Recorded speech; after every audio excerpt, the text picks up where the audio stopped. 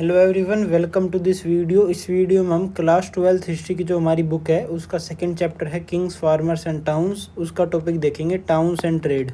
ठीक है, सबसे पहले हेडिंग समझ लो। टाउन्स यानी कि शहर आपको पता ही होगा, ट्रेड आपको पता ही होगा, बिजनेस वगैरह। तो टाउन्स उस जमाने में कौन कौन से थे, कहाँ पे सिचुएटेड थे, किसी रिवर के बैंक पे सिचुएटेड थे या कहीं और सिचुएटेड थे, फिर उसके कम्युनिकेशन रूट्स क्या थे, फिर ट्रेड कैसे कराया जाता था, फिर ट्रेड के बदले में कोइंस कौन कौन से देते थे, क्या कोइंस देते भी थे या फिर नहीं, या फिर जो कोइंस थे वो गोल्ड के थे, सिल्वर के थे, कॉपर के थे, कैसे थे, फिर जो कोइंस थे वो कौन से एम्पायर ने सबसे पहले स्टार्ट किए थे, फिर कौन से एम्पायर ने स्टार्ट किए, कैसे स्टार्ट किए थे, कौन से एम्पायर ने अच्छे वाले स्टार्ट किए थे, फिर ये कोइंस बीच में चलना बंद हो गए तो उनके पीछे चलना बंद होने के पीछे कारण क्या था, फिर जो रोमन एम्पायर था उससे क्या कनेक्शन था। तो ऐसी बातें इस टॉपिक के अंदर जानेंगे। ठीक है, सबसे पहले जो हमारी एनसीईआरटी है उसमें हिस्ट्री ऑफ पाटलिपुत्र करके एक ब्लू बॉक्स दे रखा है, उसके बारे में जान लेते हैं। सबसे पहले बता रखा कि जो पाटलिपुत्र है आज के ज़माने में तो पटना है, अगर आपको ना पता हो तो जो सबसे पहले बता रखा जो पाटलिपुत्र है उस ज़माने में ये पाटलीग्राम के रूप में स्टार्ट हुआ था। पाटलीग्राम के रूप में उस ज़माने में ये कोई गांव था छोटा मोटा, जब इतना फेमस नहीं हुआ था, कोई शहर नहीं बना था, जब इसका नाम पाटलीग्राम था। फिर बता रखा कि 5th सेंचुरी बीसी के आसपास में, 5th सेंचुरी बीसी के आसपास में जो मगध के रूलर्स थे उन्होंने सोचा कि हमारी जो कैपिटल है, उनकी कैपिटल उस जमाने में कहाँ पे थी, उनकी कैपिटल उस जमाने में राजगहा पे थी। राजगहा को राजगृह भी बोलते हैं बहुत लोग, और लिखा भी होता है राजगृह करके, और इसको कुछ भी लिख सकते हैं। एनसीईआरटी में राजगहा लिखा है तो आप राजगहा ही लिखना। ठीक है, और इसका नाम आज के प्रेजेंट टाइम पे राजगीर है, बिहार में ही सिचुएटेड। अगर किसी को घूमने जाना हो तो घूम लेना, बिहार में सिचुएटेड है, राजगीर नाम से है। उस जमाने में राजगहा बोला जाता था। तो मगध के रूलर्स की 5th सेंचुरी बीसी के आसपास जो कैपिटल थी वो राजगहा में थी। फिर इनके मन में आया कि हम अपनी कैपिटल को शिफ्ट कर लेते हैं, हम राजगहा से हटा के, हम इधर से बोर हो गए भाई, हम चले जाते हैं पाटलिपुत्र में, हम चले जाते हैं पाटलीग्राम में। उस जमाने में तो पाटलीग्राम था ये, और ये लोग आ गए पाटलीग्राम में, और फिर इन्होंने इस नाम को रीनेम कर दिया। बोले कि अब हम इधर रह रहे हैं तो इसका नाम अच्छा खासा रखते हैं, और फिर इन्होंने इसका नाम रख दिया पाटलिपुत्र। तो पाटलिपुत्र रीनेम कर दिया 5th सेंचुरी बीसी में मगध के रूलर्स ने, और ये पहले कैपिटल थी, और जो राजगहा था वो पहले कैपिटल थी। फिर उसके बाद उधर से शिफ्ट करके पाटलीग्राम में आए और रीनेम करके पाटलिपुत्र कर दिया। ठीक है, उम्मीद करता हूँ उतना समझ में आया होगा।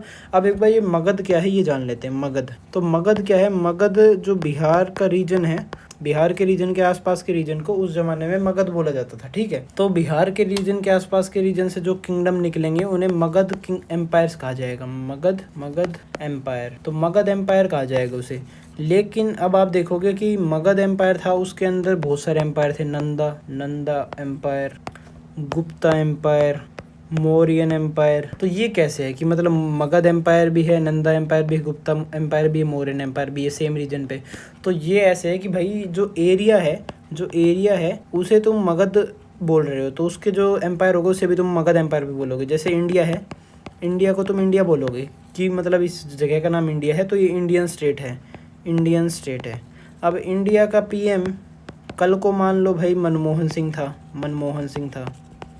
2014 से पहले। ठीक है, मनमोहन सिंह था, तो अब उसे बोलेंगे मनमोहन की स्टेट है ये, मनमोहन स्टेट। फिर उसके बाद अब 2014 के बाद कौन है? 2014 के बाद है नरेंद्र मोदी। तो अब इसे बोलेंगे मोदी स्टेट। लेकिन ओवरऑल तो इसका नाम इंडिया ही रहेगा। वैसे ही जो मगध एम्पायर था वो ओवरऑल एक मगध एम्पायर था, लेकिन जब उसका जो राज्य था वो नंदा डायनेस्टी से था, तो उस एम्पायर को नंदा एम्पायर भी बोलते थे। जब उसका राजा समुद्रगुप्त मौर्य था, विक्रमादित्य वगैरह थे, तब भाई उसे गुप्ता डायनेस्टी या फिर गुप्ता एम्पायर बोलते थे। फिर जब उसका राजा वो चंद्रगुप्त मौर्य बन गया, फिर जब उसे मौर्यन एम्पायर बोलने लग गई। तो ये था कि भाई जो तुम्हारा राजा था उसके नाम पे भी एम्पायर को बोला जाता था, और मेन जो नाम था उसे मगध एम्पायर बोलते थे, बिहार के रीजन्स के किंगडम को या फिर एम्पायर्स को। ठीक है, फिर उसके बाद बता रखे कि 4th सेंचुरी बीसी के आसपास जो मौर्यन एम्पायर था, यानी कि मगध का ही एम्पायर, लेकिन उसका राजा मौर्य था। ठीक है, चंद्रगुप्त मौर्य। तो मौर्यन एम्पायर जो था, उस मौर्यन एम्पायर को भाई बहुत ज़्यादा फीट्स मिली, बहुत ज़्यादा ऊंचाइयाँ मिली मौर्यन एम्पायर को, और उसकी वजह से जो पाटलिपुत्र था, पाटलिपुत्र इनकी कैपिटल थी भाई, तो पाटलिपुत्र कैपिटल बन गई थी 5th सेंचुरी में। तो पाटलिपुत्र था, उसको भी बहुत सारी ऊंचाइयाँ मिली, उसकी भी बहुत सारी ग्रोथ हुई। तो पाटलिपुत्र की बहुत सारी ग्रोथ हुई, जिसके चलते जो पाटलिपुत्र थी वो एशिया की one of the largest cities में से एक बन गया। ठीक है, पाटलिपुत्र एशिया की one of the largest cities में से एक बन गया। लेकिन उसके बाद बता रखा है कि अभी ये इतनी सारी जो फेम मिली है पाटलिपुत्र को, पाटलिपुत्र इतनी बड़ी जो सिटी बन गया, इतनी ज़्यादा इंपॉर्टेंस मिल गई इसे, इसकी ये जो इम्पोर्टेंस थी ये कुछ ही सालों में ये डिक्लाइन हो गई। मतलब कुछ 100-200 साल, 500-600 साल के बाद ये जो इम्पोर्टेंस थी ये ख़त्म हो गई बिल्कुल। ये इम्पोर्टेंस क्यों ख़त्म हो गई, इसका रीज़न हम आगे आने वाली वीडियोज़ में जानेंगे। फिलहाल के लिए इतना जान लो कि जो पाटलिपुत्र था उसकी जो इम्पोर्टेंस थी वो ख़त्म हो चुकी थी। जैसे आज के टाइम पीरियड पे देख लो, आज के टाइम पीरियड पे तुम देखोगे जो बिहार है वो बिल्कुल ही गरीब स्टेट कह सकते हो तुम आज के टाइम पे बाकी स्टेट्स के कंपैरिजन में।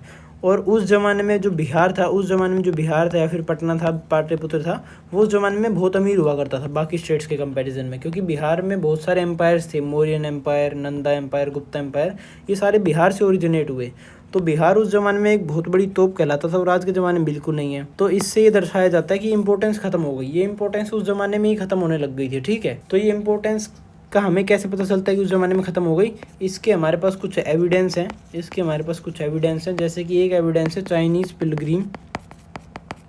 पिलग्रिम वो होते हैं जो कि दूसरे देश से या फिर किसी एक दूसरी जगह से किसी जगह पे घूमने आते हैं, किसके लिए, पूजा करने के लिए। जैसे कि जो शिव के भक्त हैं वो पहाड़ों में जाते हैं कि इधर हमारे शिव जी रहते थे कैलाश वगैरह के आसपास, तो वो हिंदू पिलग्रिम्स हो गए। मुस्लिम पिलग्रिम्स मक्का मदीना में जाते हैं अपने अल्लाह वगैरह की पूजा करने, तो वो हो गए मुस्लिम पिलग्रिम्स। तो ऐसे ही चाइनीज़ पिलग्रिम्स आए थे इंडिया में क्या करने आ गए भाई, चाइना वालों का इंडिया में क्या काम। तो भाई इंडिया जो था यहाँ पे बुद्धिज़्म की स्टार्टिंग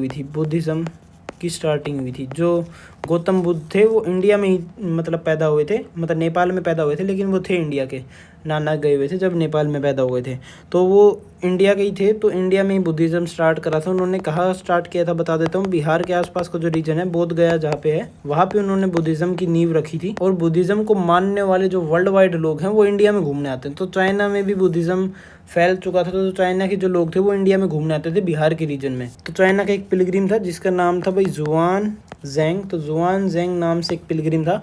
तो ये जुआन जेंग बताता है अपनी बुक्स में, अपने मैन्युस्क्रिप्ट्स वगैरह में ये बताता है कि मैं इंडिया घूमने आया था। मैं घूमने कब आया था भाई, 7th सेंचुरी कोमन एरा के आसपास, यानी कि जो इम्पोर्टेंस मिली थी 4th सेंचुरी BCE में, उससे लगभग 1100 साल बाद।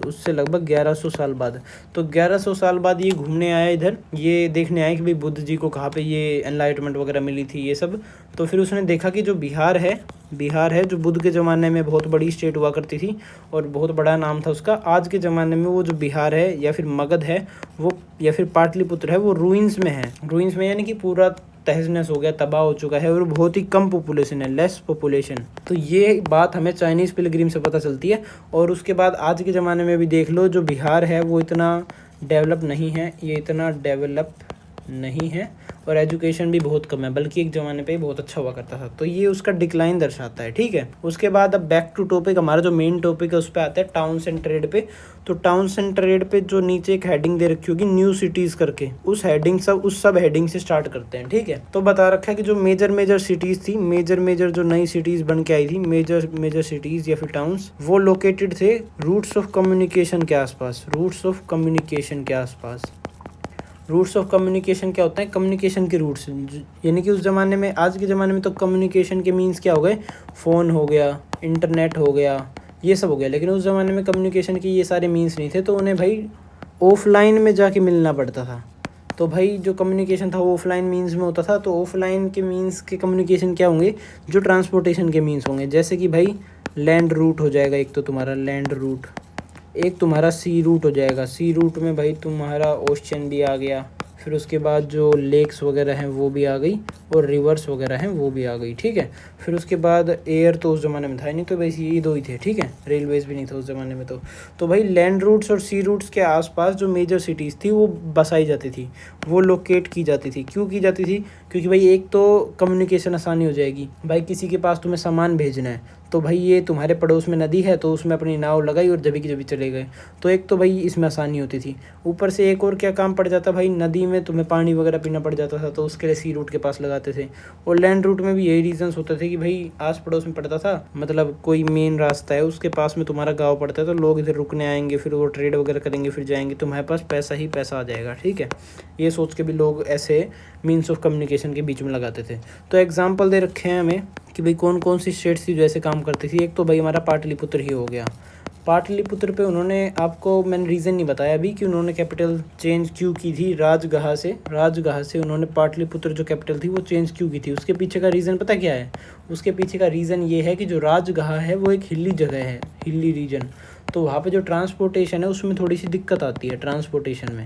और वही दूसरी ओर जो पाटलिपुत्र है ये एक नदी के किनारे बसा हुआ था उस ज़माने में, तो उस नदी के किनारे भाई कम्युनिकेशन में मदद हो जाती थी, तो इसीलिए उन्होंने पाटलिपुत्र में अपनी कैपिटल चेंज की थी। ठीक है, तो एग्जाम्पल दे रखा है, जो पाटलिपुत्र था वो गंगा नदी के किनारे था, गंगा रिवर के। ठीक है, फिर उसके बाद उज्जैनी का एग्जाम्पल दे रखा है, उज्जैनी नाम आपने आज के टाइम पीरियड पे नहीं सुना होगा, आज के टाइम पीरियड पे इसे उज्जैन बोलते हैं। ठीक है, तो उज्जैन लैंड रूट्स के किनारे पे था, लैंड रूट्स यानी कि हर जगह से लैंड रूट्स आ रहे थे, कन्वर्ज हो रहे थे, बीच में उज्जैन था कि मतलब जिसे नॉर्थ में जाना है, जिसे ईस्ट में जाना है, उसे साउथ में जाना है, हर जगह के रूट्स थे, और बीच में ये जो था ये हमारा उज्जैन था, यानी कि हर जगह बीच में पड़ता था। तो उज्जैन जो था वो लैंड रूट्स के बीच में पड़ता है। उज्जैन अगर आपको ना बताओ तो भाई मध्य प्रदेश में बता देता हूँ। फिर उसके बाद पुहार एक बड़ा टाउन था, कहाँ पे था? तमिलनाडु में था, और ये भी जो सी कोस्ट है उसके पास लोकेटेड है। ये मतलब ऐसा टाउन है कि देखो जैसे ये नदी आ रही है इधर से और ये नदी समुंदर में मिल रही है इधर, ये तुम्हारी ज़मीन हो गई, ये तुम्हारा लैंड हो गया, और भाई ये तुम्हारी नदी हो गई और ये समुंदर हो गया। ठीक है, तो जो पुहार वो ऐसे है कि वो नदी के किनारे पे भी है, समुंदर के किनारे पे भी है, तो इसे तुम सी कोस्ट भी कह सकते हो या फिर रिवर के बैंक पे भी कह सकते हो। रिवर के बैंक पे कौन सी रिवर कावेरी, तो तमिलनाडु में जो कावेरी रिवर है उसके बैंक पे भी है ये, या फिर तुम सी कोस्ट के बैंक पे भी कह सकते हो। ठीक है, उसके बाद बता रखा है कि बहुत सारी सिटीज़ थी जैसे कि मथुरा बहुत ही बिग सिटी थी, और वो बहुत ही बिजी रहती थी, और वो एक सेंटर बन चुकी थी किस चीज़ का, किन चीज़ों का भाई, कॉमर्स का सेंटर बन चुकी थी, कॉमर्स यानी कि ट्रेड वगैरह, कल्चर का सेंटर बन चुकी थी भाई। मथुरा में जो वृंदावन वगैरह है तो उसकी वजह से वो जाना जाता है, तो कृष्ण राधा जी वगैरह इन सब की पूजा के लिए जाना जाता है। कल्चरल सेंटर है, कॉमर्स का, ट्रेड वगैरह से रिलेटेड हो गया, और एक है पॉलिटिकल एक्टिविटी। तो भाई मथुरा में पॉलिटिकल सेंटर भी था, जो मौर्यन एम्पायर था, चंद्रगुप्त मौर्य का, जिसमें अशोका ने भी बाद में रूल करा, उस एम्पायर की जो कैपिटल थी वो एक ज़माने में जाके मथुरा पे शिफ्ट हो गई थी। ठीक है, तो मथुरा पॉलिटिकल सेंटर था, कल्चर सेंटर था क्योंकि उधर राधा कृष्ण वगैरह इन सब की पूजा की जाती थी। फिर उसके बाद कमर्शियल सेंटर भी था क्योंकि उधर ट्रेड किया जाता था। ठीक है, उसके बाद हमारा अगला टॉपिक दे रखा है जिसका नाम है urban population, elites and craft person. तो ये सब टॉपिक दे रखा है, urban population, elites and craft persons. तो इसके बारे में जान लेते हैं। सबसे पहले बता रखा है कि अब इधर ये जो साइट्स हैं जैसे कि पटना हो गया, पाटलिपुत्र वगैरह, या फिर मथुरा हो गया, इन सब साइट्स पे एक्सकवेशन नहीं कर सकते, इन सब साइट्स पे एक्सटेंसिव एक्सकवेशंस नहीं कर सकते। क्यों नहीं कर सकते? मतलब जैसे जो हड़प्पा या फिर मोहनजोदारो, तो हड़प्पा मोहनजोदारो वगैरह थी, वहाँ पे एक्सटेंसिव एक्सकवेशन पॉसिबल थी क्योंकि वहाँ पे जो पीपल थे वो रहते नहीं थे, वहाँ पे कोई भी बंदा नहीं रहता था, वो जगह डेजर्टेड थी, वो जगह सूखी पड़ी हुई थी और वहाँ पे कोई नहीं रहता था, तो भाई उधर खुदाई का काम कर सकते हैं। लेकिन जो पटना है, मथुरा है, वहाँ पे भरपूर मात्रा में लोग रहते हैं, ओवर पॉपुलेटेड भी कह सकते हो उन्हें तुम। ठीक है, ओवर पॉपुलेटेड भी कह सकते हो, भरपूर मात्रा में लोग रह सकते हैं। अब ऐसे तो है नहीं कि लोगों को उनके घर से निकाल लेंगे, उनके घर तोड़ेंगे, फिर उसके बाद ज़मीन की खुदाई करेंगे एक्सकवेशन के लिए, तो अब लोगों को भी नहीं निकाल सकते, उनके घर भी नहीं तोड़ सकते, इस वजह से एक्सकवेशन भी नहीं कर सकते। बहुत ही स्मॉल लेवल पे एक्सकवेशन पॉसिबल है इन जगह पे। ठीक है, लेकिन फिर भी हमने बहुत सारे आर्टिफैक्ट्स वहाँ से वो करे हैं, गैदर करे हैं, फिर भी हमने बहुत सारे आर्टिफैक्ट्स को गैदर करा है उधर से। और उन आर्टिफैक्ट्स में बताया गया कौन कौन से आर्टिफैक्ट्स आते हैं, जैसे कि भाई पोटरी बाउल्स की जो मिट्टी की बेली वगैरह हो गई, बर्तन वगैरह हो गए, वो सब। ठीक है, डिशेज वगैरह तो वही बात हो गई, बर्तन वगैरह मिट्टी के। ठीक है, फिर उसके बाद ये जो पोटरी बाउल्स और डिशेज थे, इनकी ग्लोसी फिनिश थी, यानी कि बहुत ही चमकीली फिनिश थी, और इसलिए और इनको नाम दिया गया है नॉर्दर्न ब्लैक पॉलिश्ड वेयर। तो भाई नॉर्दर्न यानी कि नॉर्दर्न रीजन में पाया गया है, ब्लैक यानी कि उधर की मिट्टी ब्लैक होगी भाई, और इसीलिए इनका रंग भी ब्लैक हो गया होगा। और फिर उसके बाद पॉलिश, तो पॉलिश कर रखी थी, वेयर यानी कि बर्तन वगैरह, ठीक है। तो नॉर्दर्न ब्लैक पॉलिश्ड वेयर बोला गया था उन्हें, जो कि बेली वगैरह बर्तन वगैरह जो भी उधर मिले थे उनको। फिर उसके बाद बता रखा है कि ये जो हमें मिले हैं नॉर्दर्न ब्लैक पॉलिश्ड वेयर, ये सब अंदाज़ा लगाया है हिस्टोरियंस ने कि जो रिच पीपल हैं उनके द्वारा यूज़ किए होंगे। आज के लोगों के द्वारा, जो कॉमन पीपल है उनके द्वारा यूज़ नहीं किए गए होंगे, क्योंकि ये बहुत ही एक्सपेंसिव आर्टिफैक्ट्स हैं, ठीक है। उसके बाद बता रखा है बहुत सारे और भी आर्टिफैक्ट्स मिले हैं, जैसे कि ऑर्नामेंट्स हो गए, गहने वगैरह, टूल्स हो गए, औजार वगैरह। फिर उसके बाद वेपन्स हो गए, हथियार वगैरह भी मिले हैं। फिर उसके अलावा वेसल्स भी मिले हैं, मटके वगैरह, वेसल्स। फिर ये सब चीज़ें मिली हैं, और ये सब चीज़ें बता रखी हैं बहुत सारे अलग अलग प्रकार के मटेरियल्स से बनी हैं, जैसे कि भाई गोल्ड हो गया तुम्हारा, सिल्वर हो गया, कॉपर हो गया, ब्रोंज हो गया, आइवरी हो गया। आइवरी क्या है? आइवरी जो हाथी के दांत होते हैं, उस रॉ मटेरियल को आइवरी बोलते हैं, ठीक है। फिर उसके बाद ग्लास हो गया, ग्लास तो तुम पता ही होगा, शीशा। फिर उसके बाद शेल हो गया, शेल जो सफ़ेद सा शेल वो होता है, जो सफ़ेद सा मतलब कोस्टल रीजन्स होते हैं उधर मिलता है, समुद्र के किनारे। फिर उसके बाद है टेराकोटा आपको पता ही होगा, मिट्टी से बनी हुई चीज़ें, मिट्टी को जब पका देते हैं तो उससे जो बनी हुई चीज़ होती है उससे टेराकोटा बोलते हैं, ठीक है, जैसे मटका वगैरह हो गया। तो ये सब चीज़ें आपको बता दी मैंने कि एक्सकवेशन पॉसिबल नहीं है, फिर भी हमने कुछ आर्टिफैक्ट्स गैदर कर लिए हैं, जैसे कि भाई बर्तन वगैरह मिले हैं जिनकी बहुत ही ग्लोशी फिनिश है, जिन्हें नॉर्दर्न ब्लैक पॉलिश्ड वेयर भी बोला जाता है, और अंदाजा लगाया कि रिच पीपल इन्हें यूज़ करते थे। फिर उसके बाद बता रखा है कि ऑर्नामेंट्स, टूल्स, वेपन्स, वेसल्स भी मिले हैं, और ये अलग अलग प्रकार के मटेरियल से बनाए जाते थे। उसके बाद बताया गया कि सेकंड सेंचुरी BCE के आसपास, अब सेकंड सेंचुरी BC की टाइमलाइन क्या होगी, 200 से लेके 101 BCE। मैंने आपको टाइमलाइन लिखनी सिखाई थी, जिसमें जो सेंचुरी होती है, जो सेंचुरी दे रखी होती है उसे 100 से मल्टीप्लाई करो, 200, फिर उसके बाद 101 BCE लिख दो, ठीक है। और अगर ये CE में होता तो भाई 200 यहाँ पे लिख दो और 100 यहाँ पे लिख दो, ठीक है, क्योंकि CE की टाइमलाइन ऐसे चलती है, और BCE जो होता है, BCE, इसकी टाइमलाइन उल्टी चलती है, ठीक है। उम्मीद करता हूँ समझ आ रहा होगा। उसके बाद अब बात करते हैं कि सेकंड सेंचुरी BCE, जो मेन टॉपिक आता है उस पर आते हैं, कि सेकंड सेंचुरी BCE में हमें बहुत सारे इंस्क्रिप्शंस मिले हैं। किस चीज़ के इंस्क्रिप्शंस? वोटिव के इंस्क्रिप्शंस। वोटिव क्या होता है? चढ़ावा। जैसे कि मैंने मंदिर में 1 लाख रुपए दान दे दिए। अब 1 लाख रुपए का दान दिया है, तो अब मंदिर में कहीं लिखा तो होना चाहिए कि भाई मैंने 1 लाख रुपए का दान दिया, तो भाई मंदिर की दीवार पे मैं मेरा नाम लिखवा लूँगा छोटा सा, कि भाई मैंने 1 लाख दान में दिए हैं, ठीक है। ऐसे बहुत सारे लोग करते हैं। आपने देखा होगा कि जो पार्क्स वगैरह उनमें जो बेंचेस होती हैं, उन पे लिखा रहता है कि ये बेंच श्रीमान इसने ABC ने इतने रुपए में दान दी है, वगैरह वगैरह। तो वैसे ही मंदिर वगैरह में जो रिलीजियस इंस्टीट्यूशंस वगैरह में जो चढ़ावे दिए जाते थे, उनके भी हमें बहुत सारे इंस्क्रिप्शंस मिले हैं। उन इंस्क्रिप्शंस में हमें क्या क्या लिखा हुआ मिला है? उनमें नेम ऑफ डोनर मिला है, नेम भाई जिसने दान में दिया है। फिर उसके बाद उसका ऑक्यूपेशन में लिख रखा है कि भाई ABC बंदे ने दिया है, और ये कोई एक काम करता है, कि मान लो ये प्लम्बर है इधर, तो उसका नाम लिखा कि भाई ABC बंदा है और ये प्लम्बर है और इसने 1 लाख रुपए दान दिए हैं, ठीक है। फिर उसके बाद बता रखे कि जो ऑक्यूपेशन लिखा हुआ है, इससे हमें क्या मदद होती है? इससे हमें ये मदद होती है कि हमें पता चल जाता है कि उस टाइम पीरियड पे लोग क्या क्या काम करते थे। जैसे कि भाई ये लिखा हुआ है कि वॉशिंग मैन भी था, कि धोबी भी था, वीवर भी था, कि भाई कपड़े सीलने वाला भी था। फिर उसके बाद स्क्राइब्स भी थे। स्क्राइब्स क्या होते हैं?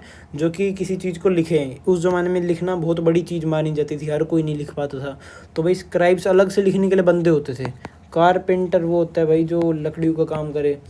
पोटर वो होता है मटके बनाने वाला। गोल्ड स्मिथ आपको पता ही होगा, ज्वेलरी वाले को गोल्ड स्मिथ बोलते हैं, जो कि गोल्ड का काम करे। ब्लैक स्मिथ जो कि आयरन का काम करे, लोहार वगैरह जिसे तुम कहते हो। ऑफिशियल्स यानी कि जो किंग के ऑफिशियल्स होते थे। फिर उसके बाद रिलीजियस टीचर यानी कि पंडित वगैरह ये सब। फिर उसके बाद जो मर्चेंट्स हैं वो भी मिले हैं, मर्चेंट्स का भी नाम मिला है कि मतलब उस ज़माने में दुकानदार भी थे। किंग्स का भी नाम मिला है, ये तो ऑब्वियस सी बात है, किंग्स भी थे। तो अब ऐसे हमें पता चल गया कि उस ज़माने में लोहार होता था और धोबी होता था, कपड़े सिलने वाला होता था, लिखने वाले भी लोग होते थे, स्पेशली कारपेंटर होता था, गोल्ड स्मिथ होता था, पोटर होता था, ठीक है। उसके बाद बता रखे कि बहुत जगह ऑक्यूपेशन में गिल्ड्स भी दे रखे हैं, गिल्ड्स या फिर श्रेणीज, कि भाई मान लो गिल्ड्स और श्रेणीज क्या होती हैं भाई, ये ऑर्गेनाइजेशंस होते हैं। पहले एक बार इनको समझा देता हूँ कि ये क्या चीज़ें। ये ऑर्गेनाइजेशंस होती हैं भाई, जो मर्चेंट्स वगैरह होते हैं या फिर आर्टिशंस वगैरह होते हैं उन सब की, कि मतलब मान लो ये मार्केट एरिया है, ये हमारा कोई मार्केट एरिया है, ठीक है। अब इसमें मान लो ये ऐसे 5 दुकानें हैं, 5 दुकानें ऐसे 1 2 3 4 5 और 5 दुकानें इस तरफ हैं, तो 5 दुकानें इस तरफ हैं। तो अब ऐसे टोटल 10 दुकानें हो गई, अब मान लो कल को किसी बंदे के पास पैसे ज़्यादा हैं, तो अब कोई चीज़ है 11 रुपए की और ये बंदा 9 रुपए में बेचने लग जाए ताकि इन सब का घर बंद करवा दे वो, तो भाई इन सब बंदों को गुस्सा आएगा कि भाई हम 11 में बेच रहे हैं, हम 11 में बेच रहे हैं और ये अकेला बंदा 9 में कैसे बेच पा रहा है। तो इसकी वजह से भाई इस बंदे का ज़्यादा फायदा होगा और इन सब का घर चलना बंद हो जाएगा। तो इसकी वजह से क्या करेंगे ये सब लोग, ये सारे जितने भी लोग हैं, ये स्टार्टिंग में ही एक एग्रीमेंट कर लेंगे, एक ग्रुप बना लेंगे अपना, ये 10 बंदों का ग्रुप बना लेंगे कि हमारी 10 कंपनी है और 10 दुकान है और हमारा ये ग्रुप है कि मतलब ABC ग्रुप। तो ये बात कर लेते हैं कि भाई आज का जो दिन होगा, आज का जो मंडे है, तो मंडे के दिन हम 10 रुपये में बेचेंगे। तो इन सबको 10 रुपये में बेचना पड़ता है ताकि सबका फ़ायदा बराबर हो और किसी को एक्स्ट्रा फ़ायदा ना हो, किसी को एक्स्ट्रा नुकसान ना हो, ठीक है। अगले दिन अगर ट्यूसडे है तो ये सारे डिसाइड कर लेंगे हम 11 रुपये में बेचेंगे, तो सारे ही 11 रुपये में बेचेंगे। अगले दिन अगर वेडनेसडे है तो ये डिसाइड कर लेंगे 9 रुपये में बेचना है, तो सारे ही 9 रुपये में बेचेंगे, कोई महंगा नहीं करेगा, कोई सस्ता नहीं करेगा। ये इनका एक गिल्ड होता है, तो इस ग्रुप को तुम गिल्ड भी बोल सकते हो या फिर तुम श्रेणीज भी बोल सकते हो, ठीक है। तो ये जो है, ये जो बिजनेसमैन्स वगैरह होते हैं, मर्चेंट्स वगैरह होते हैं, इनकी लाइफ को आसान बनाता है ताकि भाई फालतू कंपटीशन की भड़क ना लेनी पड़े। जैसे कि आज के ज़माने में हुआ है, जियो जब आया नहीं था, जब स्टार्टिंग में एयरटेल वगैरह या फिर जो वोडाफोन वगैरह थे, वोडाफोन आइडिया, वोडाफोन, तो ये सब कंपनीज थी, अपने आराम से इनका घर चल रहा था। BSNL था, उसका भी चल रहा था। फिर उसके बाद क्या होता है, जियो एंट्री ले लेता है और जब सारे नेट 400 रुपये में दे रहे थे, ये फ्री में दे देता है। इससे क्या होता है, सारे लोग अपनी सिम छोड़ के ये वाली सारे जियो में घुस जाते हैं और फिर उससे सारा कंपटीशन ही ख़त्म हो जाता है। जो आइडिया है और वोडाफोन है उनका तो भाई बुरा हाल हो ही जाता है। ये दोनों बेचारे मर्ज कर लेते हैं, वोडाफोन आइडिया, इनकी नई कंपनी बन जाती है, इनकी वी। फिर उसके बाद आज भी तुम देख लो, वोडाफोन आइडिया इतनी अच्छी नहीं चल रही, BSNL का तो है ही क्या, डब्बा ही पड़ा है, चलता ही नहीं नेट। फिर उसके बाद एयरटेल भी थोड़ी ठीक ठाक मैनेज कर लिया। फिर उसके बाद 3-4 कंपनीज और थी, वो तो बंद ही हो गई। तो तुम देख सकते हो कि जियो ने थोड़ा सा प्राइस कम करा, उसकी वजह से सबको नुकसान हुआ। लेकिन उस ज़माने में अगर कोई प्राइस कम ना कर ले, इसलिए गिल्ड्स बनाए जाते थे ताकि सबको नुकसान ना हो, सबको बराबर का मिले। तो अब आपको समझ आ गया गिल्ड्स और श्रेणीज क्या होती हैं। तो उस ज़माने में जो इंस्क्रिप्शंस मिलते थे डोनेशंस वगैरह के, तो उसमें गिल्ड्स का भी नाम दिया गया है, गिल्ड्स का नाम कि नेम में दे रखा है कि हमारी ABC ग्रुप है और ऑक्यूपेशन दे रखा है कि भाई हमारा मर्चेंट गिल्ड है, ये एक मर्चेंट लोगों का एक गिल्ड है ये, ठीक है। तो उससे हमें पता चल गया कि भाई मर्चेंट लोग उस ज़माने में गिल्ड बनाते थे, टीचर लोग उस ज़माने में गिल्ड बनाते थे, या फिर कोई और वर्कर लोग उस ज़माने में अपनी श्रेणी वगैरह बनाते थे। तो ये सब हमें पता चल जाता है उस ज़माने के बारे में, ठीक है। NCERT में भी गिल्ड्स के बारे में यही बता रखा है कि ये रॉ मटेरियल्स वगैरह प्रोक्योर करते थे, सारे एक साथ ही कर लेते थे एक दूसरे के लिए। मतलब ऐसे नहीं कि अलग अलग किसी के पास खरीदने जा रहे हैं, पूरी जो कंपनी है वो मिल के खरीद लेती थी और फिर सब में बराबर बढ़ जाता था। फिर उसके बाद प्रोडक्शन है वो भी देख लेते थे कि कोई प्रोडक्शन ज़्यादा तो नहीं कर रहा, किसी के पास ज़्यादा प्रोडक्शन हो जाएगा, फिर वो ज़्यादा पैसे कमा लेगा बाकियों से। तो प्रोडक्शन को भी रेगुलेट करते थे और जो फिनिश्ड प्रोडक्ट्स हैं उनको साथ में एक साथ मार्केट करते थे एक सेम प्राइस पे। तो ये बता रखा है NCERT में भी इसके बारे में। फिर उसके बाद जो रेड सी है उसका एक ग्रीक वर्ड दे रखा है। ग्रीक में रेड सी को क्या बोलते हैं, एरीथ्रेयन। तो एरीथ्रेयन जो नाम था, ये रेड सी का ग्रीक में नाम था। CUT में आ सकता है, याद रख लेना। क्या पता तुम्हारा हिस्ट्री का टेस्ट हो, उसमें भी MCQ में पूछ ले, याद रख लेना है, ठीक है। उसके बाद अब ये वाला टॉपिक पूरा हो गया। अब जानते हैं जो सब टॉपिक दे रखे हैं इसके अंदर, ट्रेड इन दी सब कॉन्टिनेंट एंड बियॉन्ड। तो अब ये जो सब हेडिंग है इसके बारे में जानते हैं। तो सबसे पहले हेडिंग समझ लो, जो सब कॉन्टिनेंट इंडियन सब कॉन्टिनेंट की बात की जा रही है। तो ट्रेड इन दी सब कॉन्टिनेंट यानी कि जो हमारा इंडिया है, इंडियन सब कॉन्टिनेंट, इंडिया, पाक, अफगान, बांग्लादेश। तो ये वाला जो रीजन है नेपाल बांग्लादेश, ये इंडियन सब कॉन्टिनेंट है। इसके अंदर क्या ट्रेड होता था कि इसके अंदर जो किंगडम्स थे वो कैसे ट्रेड करते थे आपस में, कोइंस वगैरह का सिस्टम क्या था ये सब। और फिर इसके बाहर कैसे ट्रेड होता था बियॉन्ड, कि इसके बाहर जो देश थे जैसे ईरान हो गया, इराक हो गया, उस ज़माने में रोमन एम्पायर में आते थे ये सब। पार्थियन नाम का एक एम्पायर था, 11th में पढ़ा होगा आपने, ईरान में था शायद। तो ये जितने भी सिस्टम थे इन सब से कैसे ट्रेड होता था। फिर उसके बाद उस तरफ भी चाइना वगैरह ये सब आ गए, तो इन सब के साथ कैसे ट्रेड होता था ये सब जानेंगे इस वीडियो में, ना इस टॉपिक में, ठीक है। तो सबसे पहले बता रखा है कि जो 6th सेंचुरी BC थी, 6th century BCE, 6th century BC में जो लैंड और रिवर रूट्स होते थे वो पूरे कॉन्टिनेंट्स में थे। 6th सेंचुरी BC में बता रखा है कि जो लैंड और रिवर रूट्स थे वो पूरे कॉन्टिनेंट में फैले हुए थे, पूरे इंडियन कॉन्टिनेंट, सब कॉन्टिनेंट में फैले हुए थे, क्रिस क्रॉस कर रखा था हर एरिया को। और वो बहुत सारी वेरियस डायरेक्शन में फैले हुए थे। जैसे कि तुम लैंड से कहाँ जा सकते थे, तुम लैंड से सेंट्रल एशिया में जा सकते थे। सेंट्रल एशिया यानी कि किर्गिस्तान, उज्बेकिस्तान, ईरान, इराक वगैरह, ये जितना भी रीजन है ये सेंट्रल एशिया में जाता है। कजाकिस्तान, किर्गिस्तान, तुर्कमेनिस्तान, तो ये वाला एरिया सेंट्रल एशिया में आ जाता है। तो इंडिया लैंड रूट से इससे कनेक्टेड था, ठीक है। तो तुम इस तरफ भी जा सकते थे। उसके बाद सी रूट से जो अरेबियन सी थी वहाँ से तुम अफ्रीका में जा सकते थे, जो अफ्रीका का नदर्न पार्ट है, ईस्टर्न पार्ट है, उधर जा सकते थे।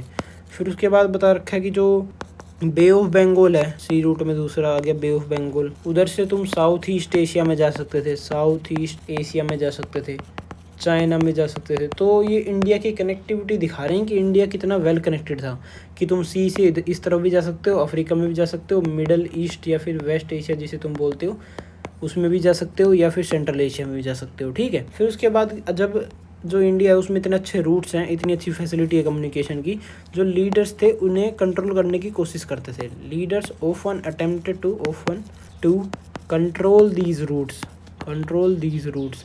तो लीडर्स इन रूट्स को कंट्रोल करने की भी कोशिश करते थे कि भाई इस एरिया को हड़प लेता हूँ, मतलब इस एरिया को लड़ाई करके जीत लेता हूँ, फिर इस एरिया में जितना भी ट्रेड वगैरह होगा इन रूट्स के जरिए, तो उन पर मैं टैक्स वगैरह लगा के अपना पैसा कमा लूँगा बढ़िया अच्छा खासा, ठीक है। तो वो कंट्रोल करने की कोशिश करते थे। और वो कंट्रोल करके क्या करते थे, मतलब ऐसा तो है नहीं कि तुम ये मान लो ये एरिया है, अब इधर से कोई रोड जा रहा है तो अब तुम अपना एरिया बढ़ा के कंट्रोल कर लेते हो, मान लो इसे कंट्रोल कर लिया, तो अब इस पर ट्रेड वगैरह कैसे लोगे तुम, मतलब टैक्स वगैरह कैसे लोगे तुम।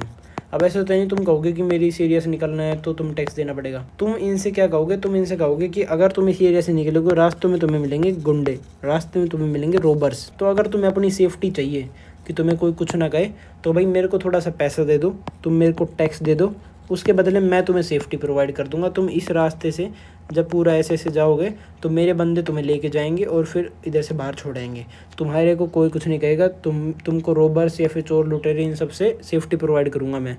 तो किंग्स इन रूट्स को कंट्रोल करते थे और उसके बदले में, और उसके बाद उधर सेफ्टी प्रोवाइड करने के बदले में पैसे लेते थे। तो इससे किंग्स बहुत अच्छा खासा पैसा कमा लेते थे। फिर उसके बाद जो मर्चेंट्स हैं या फिर जो पैडलर्स हैं जो कि घूमते थे इन गलियों में, इनमें ट्रेड करते, जिनके बारे में भी मैंने बात करी, उनके बारे में जान लेते कि जो मर्चेंट्स या फिर पैडलर्स वगैरह थे ये मोस्टली फुट पे ट्रैवल करते थे।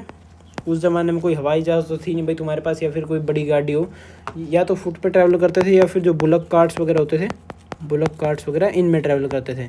ये बता रखा है कि जो बड़े मर्चेंट्स होते थे वो बुलक कार्ट्स वगैरह पे ट्रैवल करते थे, अपना पूरा कारवान लेके, बहुत सारे एनिमल्स होते थे और उसके बाद बहुत सारी कार्ट्स होती थी, और फिर बहुत सारा सामान लेके बड़े बड़े मर्चेंट्स गुजरते थे इन रोडों से। और फुट पे कौन गुजरते थे, फुट पे गुजरते थे पेडलर्स, जो भाई तुम्हारे मोहल्ले में जो सब्जी बेचने नहीं आते रेडी वगैरह लेके, तो वो जो पेडलर्स उस ज़माने में भी होते थे वो फुट पे गुजरते थे। और जो बुलक कार्ट्स वगैरह बैलगाड़ी वगैरह में जाते थे वो मर्चेंट्स होते थे बड़े बड़े, ठीक है। फिर उसके बाद बता रखा कि सी फारर्स भी होते थे बहुत लोग। सी फारर्स क्या होते हैं, जो कि दूर दूर समुद्र में जाएं और अपनी नाव लेके और उधर ट्रेड करके किसी दूसरे देश में वापस आए अपने एरिया में, तो उन्हें बोलते हैं सी फारर्स। तो इनका जो ऑक्यूपेशन होता था, इनका ऑक्यूपेशन बहुत ही रिस्की ऑक्यूपेशन माना जाता है, रिस्की लेकिन हाईली प्रॉफिटेबल, कि भाई जितना तुम रिस्की काम करोगे उतना ज़्यादा तुम्हें पैसा मिलेगा।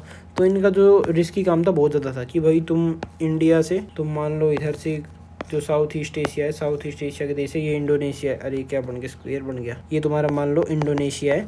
तो इंडिया से तुम नाव लेके इंडोनेशिया में जा रहे हो, पूरा समुंदर है। अब समुंदर ऐसे नहीं कि तुम आराम से बुला रहा है, तुम आराम से चले जाओगे, कुछ नहीं होगा भाई। समुंदर में बहुत बड़ी बड़ी दिक्कतें आती हैं कि जैसे कि भाई कोई साइक्लोन आ गया, वेस्ट बंगाल हमारा इधर से, तो इसमें आए दिन भाई कोई ना कोई सुनामी आती रहती है, कोई ना कोई साइक्लोन आता रहता है। तो वो कैसे आता है कि भाई वो इधर से घूमता घूमता घूमता घूमता घूमता वेस्ट बंगाल में आता है। यानी कि अगर तुम्हें इधर बीच में कहीं इसकी चपेट में आ गए तो तुम्हारा तो मरना तय है।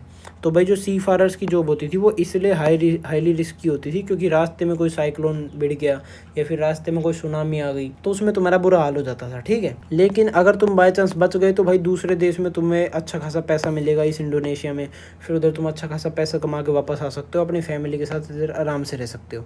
तो हाईली प्रॉफिटेबल था लेकिन हाईली रिस्की भी था। फिर उसके बाद बहुत सारे जो सक्सेसफुल मर्चेंट्स थे, सक्सेसफुल सी फारर्स थे, जो कि भाई बाहर से अच्छा खासा प्रॉफिट कमा के आते थे, उनके नाम भी बता रखे हैं। तमिल में इनको बोला जाता था, मतलब ये होते थे इसलिए तो इनके नाम रख रखे हैं। तमिल में इनको बोला जाता था मसत्तुवन। मसत्तुवन भाई प्रोनाउंसिएशन गलत हो सकती है पर तुम समझ सकते हो, मसत्तुवन कुछ ऐसा ही होगा, ठीक है। संस्कृत में इन्हें बोला जाता था, संस्कृत में क्या बोला जाता था, इन्हें बोला जाता था सेठीज, सॉरी संस्कृत नहीं, प्राकृत, तो प्राकृत में बोला जाता था, प्राकृत में इन्हें बोला जाता था सेठीज और सथावास। और शायद इसी सेठीज से आज के ज़माने में जो सेठ बोलते हैं जो मर्चेंट्स वगैरह होते हैं उन्हें, तो शायद ये उसी से निकला है, ठीक है। उसके बाद बता रखा है कि ये जो मर्चेंट्स होते थे जो दूर जाते थे, ये बहुत ही एनॉर्मसली रिच बन जाते थे, क्योंकि ये इंटरनेशनल ट्रेड करके वापस आते थे, बहुत ज़्यादा रिच बन जाते थे। और ये कौन कौन से गुड्स को कैरी करते थे, ये करते थे सॉल्ट को, नमक होता है उसे, ग्रेन्स को करते थे भाई, गेहूँ वगैरह ले जाके उधर बेच देते थे। क्लोथ्स, इंडिया से क्लोथ्स बनवाए कॉटन वगैरह के, उधर जाके बेच दिए। मेटल ओर्स भाई, इधर से कोयला नहीं, इधर से आयरन ओर वगैरह ले गए। फिर उसके बाद भाई फिनिश्ड प्रोडक्ट्स हो गए, फिनिश्ड प्रोडक्ट्स मान लो एक टेबल बनवा के ले गए, लकड़ी की टेबल बनवा ली कारपेंटर से, उधर जाके बेच दी महंगे में। फिर उसके बाद टिम्बर हो गई भाई, बहुत सारी लकड़ी काटी और ऐसे देश में जाके बेच दी जहाँ पे लकड़ियाँ इतनी अच्छी क्वालिटी की नहीं मिलती। स्टोन्स हो गए, तो भाई कोई महंगा स्टोन होगा, उस महंगे स्टोन को दूसरे देश में जाके बेच दिया जो उधर नहीं मिलता। फिर उसके बाद कोई मेडिसिनल प्लांट हो गया, मेडिसिनल प्लांट, हमारे हिमालय में बहुत सारी मेडिसिनल प्लांट है लेकिन किसी और देश में नहीं होंगे, वहाँ पे जाके बेच दिया।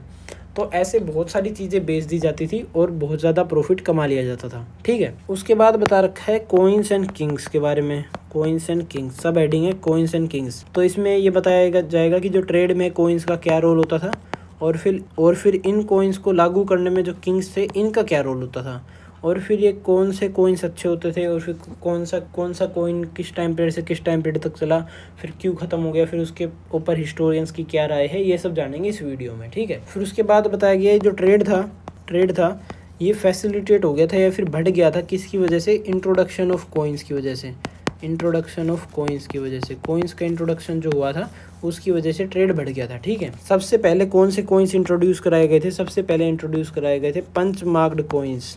तो सबसे पहले ये जान लेते हो कि कोई भी सिक्का है, अब उस सिक्के पे कोई ना कोई आकृति बनी होगी, जैसे मान लो ये कोई इंसान बना दिया मैंने इस पे, तो ये कोई इंसान बना होगा, मान लो दूसरा इंसान भी बना दिया, तो ये दूसरा इंसान बना दिया, तो ये इस कॉइन पे एक आकृति मढ़ी हुई थी या फिर मिंट की गई थी, बनाई गई थी। तो अब ये आकृति कैसे बनाई जाएगी, ये आकृति बनाई जाएगी कि भाई कोई लोहे का कोई वो होगा स्टैम्प वगैरह टाइप का, और उस पर ये सेम टू सेम आकृति बनाई जाएगी, और फिर उसको हर कॉइन पे मार दिया जाएगा, उसको हर कॉइन पे पंच कर दिया जाएगा, यानी कि हर कॉइन पे पंच करा और फिर ये आकृति बन गई, यानी कि पंच मार्क्ड कॉइन्स।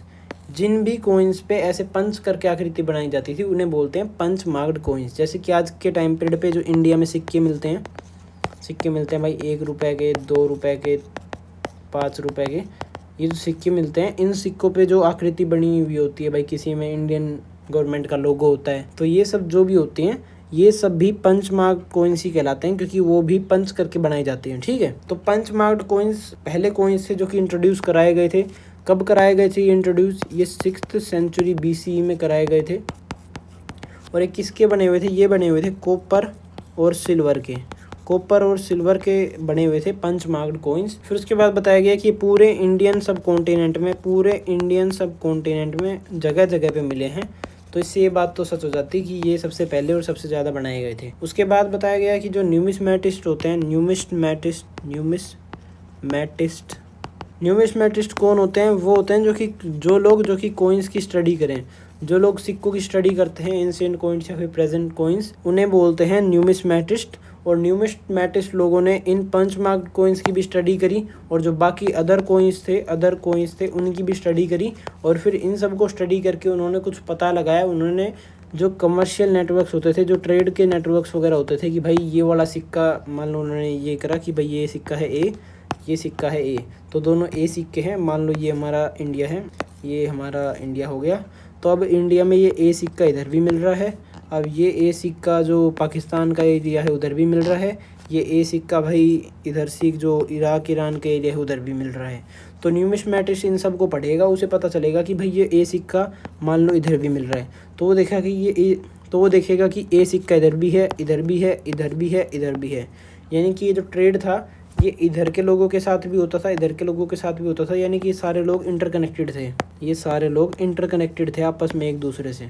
और जभी तो भाई ये सिक्के एक दूसरे की जगह पे मिल रहे हैं, तो ये कनेक्शन बिठा दिया कि भाई ट्रेड इस एरिया से इस एरिया के बीच में हुआ करता होगा। तो न्यूमिस्मैटिस्ट का ये काम होता है। तो ऐसे ही उन्होंने बहुत सारी चीज़ों का पता करा है, वो अब जानते हैं। सबसे पहले तो भाई कॉइन्स पे जो सिम्बल्स होते हैं उनकी स्टडी करी न्यूमिस्मैटिस्ट ने।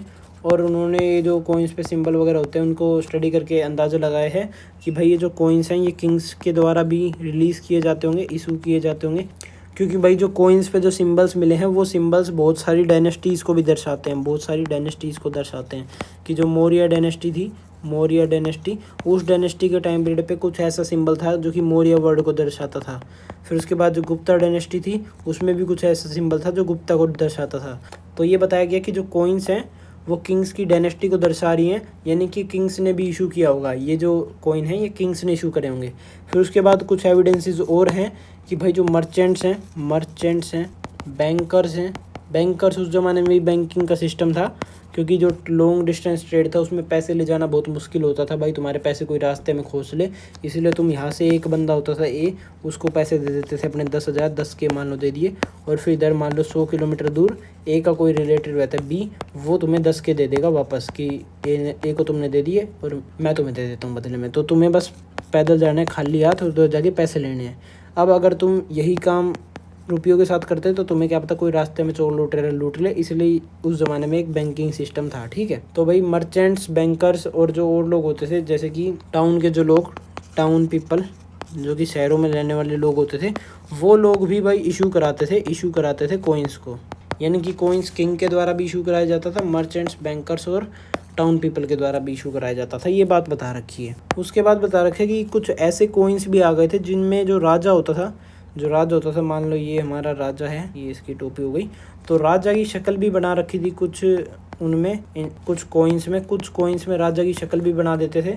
तो इस टाइप के जो पहले कॉइन्स थे, फर्स्ट ऑफ दिस टाइप जिनमें भाई राजा का नाम या फिर राजा की शक्ल वगैरह बना रखी हो, तो इस टाइप के जो फर्स्ट कॉइन्स थे वो किसने रिलीज करे थे? वो करे थे इंडो ग्रीक्स लोगों ने। इंडो ग्रीक्स किंग जो थे उन्होंने। इंडो ग्रीक्स कौन है भाई? इंडो ग्रीक्स वो लोग हैं जिन्होंने कि इंडिया का जो नॉर्थ वेस्टर्न रीजन है उस पर राज करा था। ये मान लो इंडिया है, ये पाकिस्तान का रीजन हो गया, ये अफगानिस्तान का, और ये इंडिया हो गया, ठीक है। तो ये पाकिस्तान का रीजन हो गया, पाकिस्तान का, ये अफगानिस्तान का, तो और ये इंडिया का।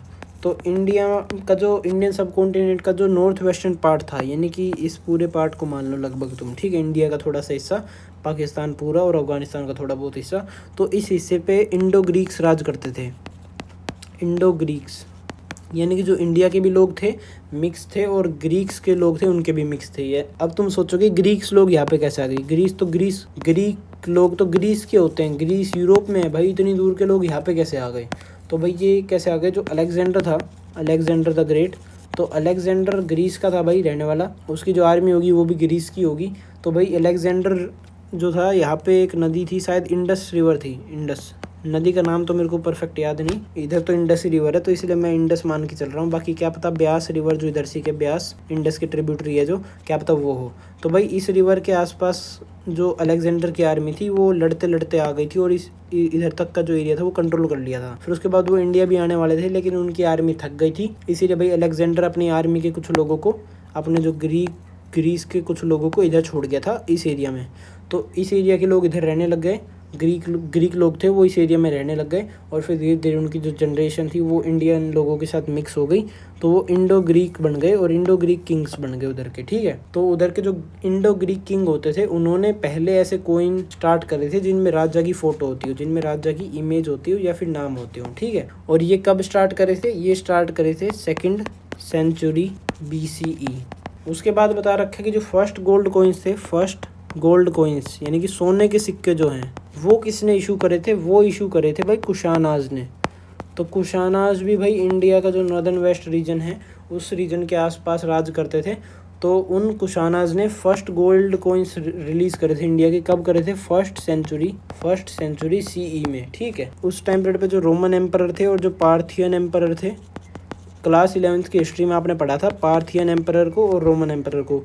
पार्थियन एम्परर कहाँ पे राज करता था? ये ईरान पे राज करता था। रोमन एम्परर कहाँ पे राज करता था? ये नदर्न अफ्रीका, इराक का थोड़ा सा रीजन, सीरिया वगैरह इन सब का। फिर उसके बाद जो यूरोप का है, साउथ यूरोप, तो इन सब रीजन में रोमन एम्पायर था और पार्थियन एम्पायर ईरान में था। इनकी आपस में बस्ती रहती थी हमेशा, ये हमने 11th क्लास में देख लिया था।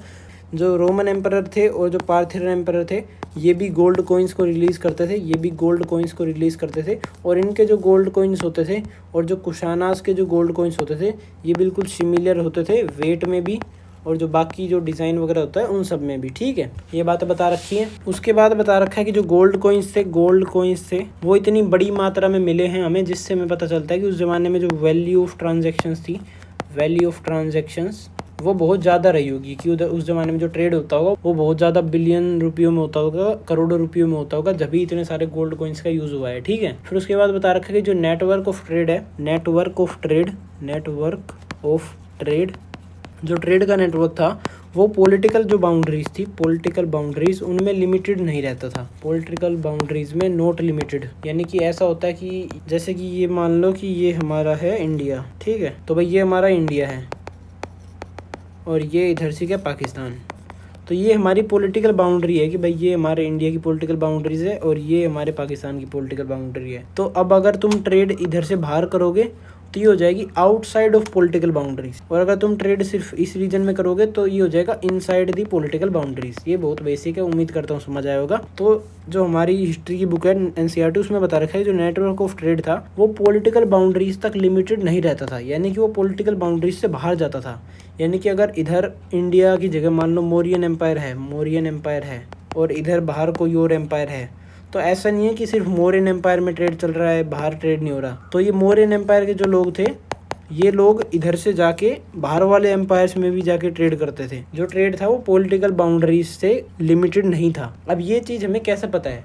तो ये चीज़ हमें ऐसे पता है कि जो रोमन एम्पायर के लोग थे, उनके जो कॉइन्स हैं, रोमन कॉइन्स, जो कि रोमन एम्पायर के किंग ने इशू कराए थे गोल्ड कॉइन्स, तो वो हमें साउथ इंडिया में मिले हैं, साउथ इंडिया में। और भाई रोमन किंगडम कहाँ पे था? वो था भाई इटली के ऊपर बेस्ड था, रोम में उसकी कैपिटल थी वेस्टर्न रोमन एम्पायर की, और ईस्टर्न रोमन एम्पायर की जो कैपिटल थी वो टर्की के आसपास थी। तो तुम किसी भी एंगल से देख सकते हो कि ये जो साउथ इंडिया है उससे हज़ारों किलोमीटर दूर है, हज़ारों किलोमीटर। तो भाई ये दर्शाता है कि हमारे साउथ इंडिया के लोग या तो उधर गए होंगे ट्रेड करने या फिर ये आए होंगे इधर, और फिर इधर बड़ी मात्रा में ट्रेड हुआ होगा आउटसाइड ऑफ पॉलिटिकल बाउंड्रीज। कि जो साउथ इंडिया था वहाँ पे अलग अलग डायनेस्टी थी, छोटी मोटी अलग अलग किंगडम्स थे, और रोमन एम्पायर अलग था, outside of political boundaries trade हुआ। फिर उसके बाद बता रखा है कि जो कॉइन्स थे वो इशू कराए जाते थे ट्राइबल लोगों के द्वारा भी। ट्राइबल रिपब्लिक्स होते थे वो भी कॉइन्स को इशू कराते थे। जैसे कि एग्जाम्पल दे रखा है, हरियाणा और पंजाब में एक ट्राइब रहती थी, एक ट्राइबल किंगडम था, किसका? योद्ध्यास का ट्राइबल किंगडम था। ये एक ट्राइब थी, 1st सेंचुरी के आसपास इनका ट्राइबल किंगडम था, 1st सेंचुरी CE के आसपास। और इन्होंने जब कॉइन्स इशू कराए थे, कॉइन्स यानी कि ये दर्शाता है कि ट्राइबल लोग भी किसी से कम नहीं थे, वो भी अच्छी खासी मात्रा में ट्रेड करते थे। ठीक है, और जो इनके कॉइन्स होते थे वो मेटल कौन से के होते थे? वो होते थे कॉपर मेटल के। ठीक है, ये बता रखा है। और हमें बहुत सारे थाउजेंड्स ऑफ कॉपर कॉइन्स मिले हैं योद्ध्यास के द्वारा इशू कराए हुए जो एक्सकवेशन है उन सब में। ठीक है, उसके बाद बता रखा है कि जो गुप्ता रूलर्स हैं, गुप्ता के जो रूलर्स थे, गुप्ता एम्पायर के रूलर्स मगध रीजन से थे, तो मगध एम्पायर इन्हीं के साथ यूज़ किया जाता है। तो गुप्ता जो रूलर्स थे उनके जो गोल्ड कॉइन्स इन्होंने भी इशू कराए थे, और इनके जो गोल्ड कॉइन्स थे वो बहुत ही अच्छे थे, स्पेक्टेकुलर थे, स्पेक्टेक्युलर। क्यों अच्छे थे भाई? क्योंकि इनके जो गोल्ड कॉइन्स थे वो बहुत ज़्यादा प्योर होते थे, प्योर गोल्ड का यूज़ किया जाता था। बाकी लोग तो क्या था, थोड़ा बहुत कॉपर मिलावट कर देते थे, लेकिन जो गुप्ता एम्पायर के लोग होते थे वो प्योर गोल्ड को यूज़ करते थे और इनके गोल्ड की प्योरिटी के लिए इनके गोल्ड कॉइन्स को जाना जाता था। ठीक है, फिर उसके बाद बता रखा है कि जो 6th सेंचुरी थी, 6th century BCE, sorry 6th century CE, 6th century CE, उसके आसपास जो गोल्ड कॉइन्स थे वो मिलने बंद हो जाते हैं, टेपर ऑफ। तो गोल्ड कॉइन्स की जो फाइंडिंग्स थी कि हमें आए दिन गोल्ड कॉइन्स मिलते थे अलग अलग सेंचुरीज़ के, तो 6th सेंचुरी CE के गोल्ड कॉइन्स मिलने बंद हो गए। अब इससे क्या साबित होता है? अब इससे कुछ लोगों ने सोचा कि भाई इकोनॉमिक क्राइसिस आ गया था, कि भाई कोई क्राइसिस आ गया था, कि भाई इकोनॉमी डाउन पड़ गई थी, जिसकी वजह से गोल्ड कॉइन्स का इस्तेमाल बंद कर दिया था, कि मतलब गोल्ड अब महंगा हो गया था, बाकी लोग अफोर्ड नहीं कर पाते थे, इसलिए गोल्ड कॉइन्स बंद हो गए हों। क्या कोई इकोनॉमिक क्राइसिस आ गया था? तो इस पे हिस्टोरियंस के दो मत हैं, तो दोनों मतों को बारी बारी करके जानते हैं। ठीक है, सबसे पहला मत जो हिस्टोरियंस का है, उनका मानना है कि जो वेस्टर्न रोमन एम्पायर था, वेस्टर्न रोमन एम्पायर, जो रोमन एम्पायर था, आपने 11th में पढ़ा होगा, वो दो हिस्सों में बटा हुआ था, एक वेस्ट और ईस्ट। वेस्ट वाला यूरोप की साइड था, ईस्ट वाला जो मिडल ईस्ट है या फिर वेस्ट एशिया जिसे तुम बोलते हो, सऊदी अरेबिया वगैरह, उधर रोमन एम्पायर था ईस्टर्न, और वेस्टर्न था यूरोप वगैरह में। ठीक है, तो वेस्ट रोमन एम्पायर की बात की जा रही कि जो वेस्ट रोमन एम्पायर है वो ख़त्म हो गया था, वो कोलैप्स हो गया था, जिसकी वजह से क्या हुआ भाई, लॉन्ग डिस्टेंस ट्रेड रुक गया। लॉन्ग डिस्टेंस जो ट्रेड था वो ख़त्म हो गया, और लॉन्ग डिस्टेंस ट्रेड ख़त्म होते ही जो स्टेट्स थी जो कि ट्रेड करती थी रोमन एम्पायर के साथ, जैसे कि इंडिया भी ट्रेड करता था रोमन एम्पायर के साथ, हमें एविडेंसेस में मिला है, तो उन स्टेट्स की जो प्रोस्पेरिटी थी, जो अमीरी थी, वो बहुत हद तक इफेक्ट हुई थी। तो वो स्टेट्स जो कि ट्रेड करती थी रोमन एम्पायर के साथ, वेस्टर्न रोमन एम्पायर के साथ, उन्हीं में से इंडिया आता था और उसकी प्रोस्पेरिटी भी इफेक्ट हुई। ठीक है, तो इंडिया गरीब बन गया उस टाइम पीरियड पे, क्योंकि वेस्टर्न रोमन एम्पायर कोलैप्स हो गया था, गरीब बन गया, तो भाई गोल्ड कॉइन्स का कोई यूज़ नहीं हुआ था, क्योंकि ट्रेड ही नहीं हो पा रहा था, तो गोल्ड कॉइन्स का यूज़ ख़त्म हो गया धीरे धीरे। तो ये बात उन हिस्टोरियंस की है। फिर उसके बाद दूसरे हिस्टोरियंस हैं, उनका क्या मानना है? उनका मानना है कि भाई ये कोई गरीबी वगैरह नहीं आई थी इंडिया में, या फिर कोई इकोनॉमिक क्राइसिस नहीं आया था। उनका कुछ अलग ही मानना है। उनका क्या मानना है? उनका मानना है कि न्यू टाउन्स इमर्ज होने लग गए थे इस टाइम पीरियड पे, न्यू टाउन्स इमर्ज होने लग गए थे, नए नए नेटवर्क्स बनने लग गए थे, ट्रेड के लोगों के बीच में नए नए नेटवर्क्स बनने लग गए थे, जिसकी वजह से जो ट्रेड था वो बहुत ही ज़्यादा होने लग गया था इस टाइम पीरियड पे। ठीक है, फिर उन्होंने बोला कि ट्रेड ज़्यादा होने लग गया था, जिसकी वजह से क्या हुआ, जो कोइंस थे उनका यूज़ भी ज़्यादा होने लग गया। तो कोइंस का यूज़ ज़्यादा होने लग गया और फिर लोगों ने इनको होल्ड करना बंद कर दिया, यानी कि इनको भाई मटकों वगैरह में छुपा के रखना बंद कर दिया, क्योंकि इनका यूज़ करके वो ट्रेड कर पा रहे थे। तो लंबे टाइम पीरियड तक ट्रेड करते गए, बहुत सारा पैसा कमाते गए, और फिर जो कोइंस थे, मान लो कोई कोइन है 6th सेंचुरी का है, 6th सेंचुरी CE में ऐसा बताया गया है कि जो कोइंस थे वो मिलने बंद हो गए थे। 6th सेंचुरी CE का मान लो कोई कोइन है, और वो कोइन अब 6th सेंचुरी CE में बना है, लेकिन क्या होता है 6th सेंचुरी CE में जो ट्रेड है उसका लेवल बहुत हाई था, कि मान लो कोई ए बंदा है, उसके पास ये कोइन था भाई, कोइन, फिर उसने बी के साथ कोई ट्रेड करा, बी के पास भेज दिया, बी ने सी के पास करा, सी के पास भेज दिया, सी ने डी के साथ ट्रेड करा, डी के पास भेज दिया, फिर डी ने किसी और के पास भेज दिया, फिर ऐसे ऐसे ये कोइन का जो सर्कुलेशन था, इसका जो सर्कुलेशन था वो चलता रहता है, कभी भी रुकता नहीं है। तो अब ये सर्कुलेशन मान लो भाई 50-60 सालों तक चलता रहा, ये कोइन कहीं ना कहीं जाता रहा। फिर उसके बाद भाई ये कोइन बनने बंद हो गए, कि मतलब जो ये हमारा जो कोइन था, इस टाइप के कोइन थे वो चलने बंद हो गए। मान लो जैसे आज के टाइम पीरियड पे डीमोनेटाइजेशन नहीं हो गई थी, डीमोनेटाइजेशन जिसमें रुपए बंद कर दिए थे 1000 और 500 के, अलग टाइप के चला दिए थे। तो मान लो उस ज़माने में भी वैसा हो गया, तो इस कोइन को क्या करेंगे 50-60 साल बाद, इसको किसी मिंट फैक्ट्री में जाएंगे। मिंट फैक्ट्री क्या होती है, जहाँ पे सिक्के बनते हैं। ठीक है, तो मिंट फैक्ट्री में जाएंगे, ये जो भी मेटल से बना हुआ है, ये मान लो गोल्ड से बना हुआ है, तो इस गोल्ड को पिघला देंगे, जितने भी कोइन थे, सारे जितने भी छोटे छोटे कोइन थे, इन सारे कोइंस को एक मशीन में डालेंगे और इन्हें पिघला देंगे, इन्हें मेल्ट कर देंगे, और फिर इनसे नए कोइन बना देंगे, इनसे न्यू कोइंस बना देंगे। अब मान लो ये प्रोसेस भी कई सालों तक चलता रहा, जिसकी वजह से जो 6th सेंचुरी CE में कोई कोइन बना था, तो वो कॉइन हमें मिला नहीं, क्योंकि वो क्या पता भाई 4th सेंचुरी तक ऐसे ही घूमता ही रहा, हमें कॉइन ही ना मिला हो। तो इसकी वजह से हिस्टोरियंस ने बोला है कि ऐसा भी हो सकता है कि उस ज़माने में भाई ज़्यादा ट्रेड होने लग गया हो, जिसकी वजह से कॉइन का यूज़ बढ़ गया, सर्कुलेशन हो गया, होर्ड करना बंद कर दिया लोगों ने, जिसकी वजह से हमें कॉइन ना मिला हो। ठीक है, फिर उसके बाद इस आर्ग्यूमेंट को सपोर्ट करने के लिए उन्होंने कुछ एविडेंसेस भी दिए हैं। उन्होंने एविडेंस दिया है कि भाई जो गोल्ड कॉइन्स हैं उनके बारे में इंस्क्रिप्शंस में बताया गया है, इंस्क्रिप्शंस में, और जो टेक्स्ट हैं उनमें बताया गया है कौन से टाइम पीरियड की, 6th सेंचुरी के जो इंस्क्रिप्शन है 6th सेंचुरी CE, उसके टेक्स्ट और इंस्क्रिप्शन पढ़ोगे तुम तो उसमें तुम्हें गोल्ड कॉइन्स के बारे में पता चलेगा कि भाई इंस्क्रिप्शन में लिखा हुआ है कि इस बंदे ने 6000 गोल्ड कॉइन हमारे इस मंदिर के लिए डोनेट करे। तो भाई गोल्ड कॉइन थे जब भी तो डोनेट करे, तो गोल्ड कॉइन तो थे, लेकिन उनका एविडेंस इसलिए नहीं मिला क्योंकि वो क्या पता यूज़ होते गए, सर्कुलेट होते गए, और एक टाइम पीरियड पे आके भाई क्या पता उस गोल्ड कॉइन को वापस से मेल्ट करके बना दिया हो, और क्या पता वो सर्कुलेशन में ही चलता रह गया हो। ठीक है, इस वजह से हमें नहीं मिला। तो ये दोनों मत थे हिस्टोरियंस के, मैंने आपको बता दिए। एक मत था कि भाई इंडिया में ट्रेड कम हो गया था, प्रोस्पेरिटी ख़त्म हो गई थी, जिसकी वजह से गोल्ड कॉइन्स ख़त्म हो गए। एक मत था कि भाई क्या पता सर्कुलेशन बढ़ गया हो और यूज़ बढ़ गया हो, जिसकी वजह से गोल्ड कॉइन मिले नहीं। ठीक है, बस इस वीडियो में इतना ही। इस टॉपिक में जितना भी मैं आपको पढ़ा सकता था वो मैंने पढ़ा दिया है। अगर आपको वीडियो अच्छी लगी हो तो लाइक से सब्सक्राइब कर देना। Thank you.